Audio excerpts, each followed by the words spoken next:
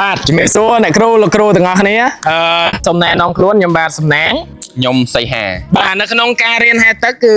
សាលារបស់យើងមានការ support នៅក្នុងការបង្រៀនពីកែងដៃរហូតដល់ចុងដៃផ្នែកជង្គង់ដល់ចុងជើងផ្នែកខ្នងដោយប្រើខ្នងដៃបង្រៀន support និងផ្នែកថ្ងាសដៃក្បាលមួយចំនួននៅក្នុងមេរៀនមួយដែលចាំបាច់អញ្ចឹងសូមអនុញ្ញាតលោកគ្រូអ្នកគ្រូជាមុន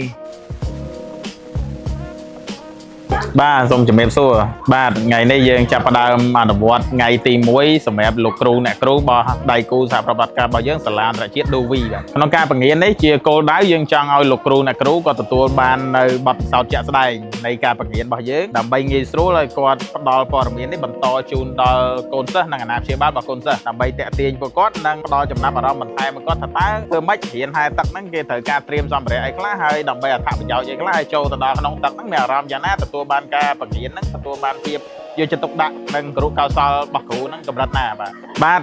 ខ្ញុំមានជាសារមួយជូនជាពិសេសសម្រាប់អ្នកបាត់ដំបងនៅបាត់ដំបងនេះគឺជាប់ជាមួយនឹងបឹងទន្លេសាបនៅទីនេះខ្ញុំចាប់អារម្មណ៍មួយរីសតផ្ទះសំណាក់អូតែលមួយចំនួនធំច្រើនគឺមានអាងទឹកអញ្ចឹងកូនពួកគាត់ចូលចិត្តអាងទឹកណាស់សុំម៉ាក់ប៉ាមកលេងអីហ្នឹងបាទដើម្បីឲ្យប្រកាសថាពួកគាត់មកលេងហើយប្រកបដោយសុវត្ថិភាពនោះយើងក៏គួរតែគិតគូរឲ្យគាត់មករៀនហែទឹកដែរអញ្ចឹងតាន់ពេលវេលាសាលាបង្រៀនហែទឹក1ម៉ែត្រយើងមានទីតាំងនៅខេត្តបាត់ដំបងនេះនៅក្នុងនៃសហប្រតិបត្តិការជាមួយនឹងសាលាអន្តរជាតិ Dovi ផងក៏សូមឆ្លៀតឱកាសនេះជូនដំណឹងដល់បងប្អូននៅបាត់ដំបងនេះម៉ាក់ប៉ាដែលចាប់អារម្មណ៍ចង់ឲ្យកូនចូលរៀនហែទឹកអាចតាក់ទងមកសាលាយើងបានដើម្បីរៀបចំ schedule ឲ្យកូនមករៀនហែទឹកតាន់ឥឡូវនេះយើងកំពុងតែនៅបាត់ដំបងផ្ទាល់បាទជំរាបសួរបាទខ្ញុំឈ្មោះកៅចំណានហើយខ្ញុំជាបុគ្គលិករបស់សាលាចំណេះទូទៅអន្តរជាតិ Dovi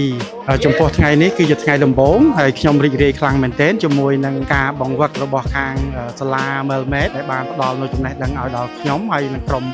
គ្រូនៃសាលាចំណេះទូទៅអន្តរជាតិ Dovi ហើយ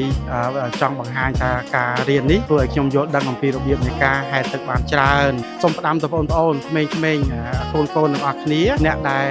មិនទាន់ចេះហែលទឹកឬក៏ផ្ដាំទៅម៉ាក់ប៉ាដែលមានបំណងចង់ឲ្យកូនរៀនហែលទឹកអញ្ចឹងទៅគឺយើងនឹងមានវគ្គបណ្ដុះបណ្ដាលសម្រាប់ការហែលទឹកដល់កូនទាំងអស់គ្នាចាជំរាបសួរបងចាខ្ញុំឈ្មោះម៉ានីខ្ញុំជាបុគ្គលិកនៅខាងសាលាចំណេះទូទៅអន្តរជាតិ Dovi នៅខាងទីតាំង Iconic អញ្ចឹងសម្រាប់ថ្ងៃដំបូងនេះមានអារម្មណ៍ថាដោយសារខ្ញុំអ្នកអត់ចេះហែលទឹកសោះហ្មងអញ្ចឹងពេលដែលថាមកដំបូងមានអារម្មណ៍ថាចុះទឹកទៅរៀងភ័យចាបន្ទាប់មកបន្ទាប់ពីបានចូលទៅដំបូងលោកគ្រូក៏ប្រាប់ពីការណែនាំអញ្ចឹងមុនដំបូងយើងរៀនហែលទឹកគឺយើងត្រូវការធ្វើការ warm up អីសិនទៅដើម្បីយើងសម្រួលទៅទៅមួយនឹងខាងសរសៃយើងមុននឹងយើងធ្វើការរៀនហែលទឹកអញ្ចឹងទៅដើម្បីកុំឲ្យមានបញ្ហារមួលក្រពើឬក៏សរសៃយើងអញ្ចឹងទៅប៉ុន្តែហើយនៅពេលដែលយើងបានចុះទៅហែលទឹកដំបូងខ្ញុំភ័យខ្លាំងដែរព្រោះសារទឹកអាំងនេះខ្ពស់ជាងវាថាប្រហែល6ខ្ញុំប្រហែលថា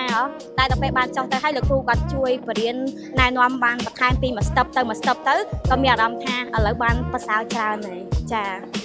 ខ្ញុំសរសើរខាងលោកគ្រូដែលគាត់ប្រហែលទឹកគាត់មានគាត់រៀនលឿនហ្មងនេះទៅមកថ្ងៃដំបូងហ្នឹងណាបាន